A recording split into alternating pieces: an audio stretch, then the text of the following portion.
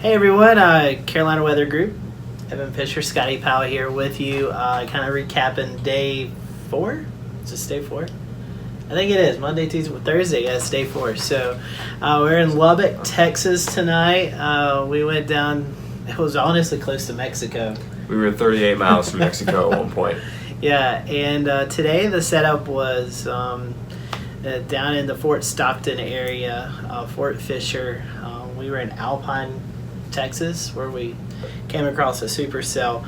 But they were under a slight risk of severe weather, and eventually a tornado watch was issued. And there's a few storms that popped up, but we really didn't have a good play on any of them because the terrain there is beautiful, but it's hard to navigate. Yeah, we had to navigate through some mountains. And to be honest, I don't think anyone today saw a tornado. There were at least 10 to 15 chasers out there in the general vicinity, which, to be fair, it is a very long drive down there, very remote.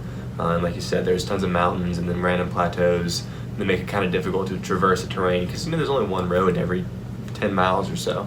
So it was a tough chase, but it was beautiful terrain. We don't feel that bad about getting skunked in storms. It was almost kind of like being back in Western North Carolina for you and I both. It was kind of chilly up there. It was in the 60s and kind of drizzly, but I guess we did come across some nickel to maybe some quarter-sized hail. It was kind of hard to tell. We wasn't out there. We were driving in it. And there was 2 supercells, and one thing, Evan, that I noticed is the storms, they were slow movers, and they lasted for, I think, 3-4 hours. Well, at least that one storm was going on for at least 3 hours. Yeah, so initially during the day, we had driven down to Fort Stockton from Midland. I posted up in this one spot, pretty far away from the storms, to be honest, waiting to see what was going to happen. And the storm that we ended up chasing was just sitting on just on the other side of the mountain ridge and wasn't moving at all. So after a while, we pulled up off that road, had to make a decision between going east to a big supercell that was already, very well. It was really getting going. Already had some 4-inch hail in it. It was an absolute monster with some general broad rotation, or we could go west, southwest. Up into the mountains, as we found out, but at the time we didn't know there were mountains there, and chase some kind of outliers there. That's what we went for.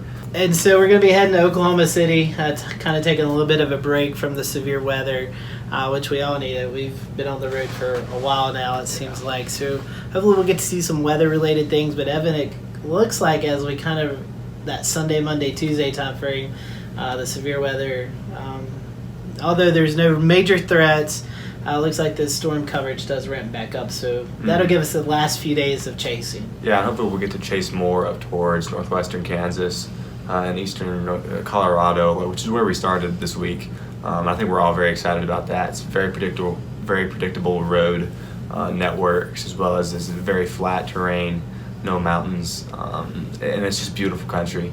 It makes for good chasing. Definitely so. So thanks for joining along with us as we continue our chase. And as always, you can follow us on our social media platforms. We're doing CWG Chase, hashtag CWG Chase. So if you're on Twitter, you can look that up, or you can follow Evan or myself or Chris on Twitter. And we'll occasionally put things out on the Facebook page, but we're doing a lot more on the Carolina Weather Group Twitter page than anything else, and the Instagram page. So look for us there, look for our content, and until tomorrow, we'll talk to you later.